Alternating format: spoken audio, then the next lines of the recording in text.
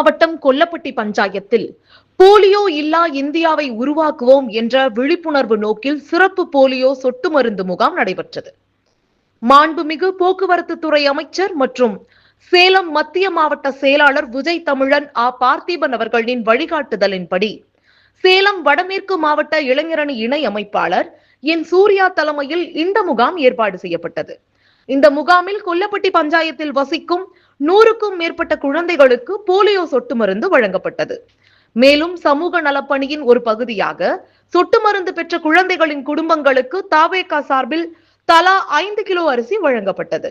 இந்த நிகழ்ச்சியில் தாவேகா நிர்வாகிகள், உறுப்பினர்கள் மற்றும் பொதுமக்கள் திரளாக கலந்து கொண்டு போலியோ இல்லாத இந்தியாவை உருவாக்க அனைவரும் ஒத்துழைக்க வேண்டும் என வலியுறுத்தினர்.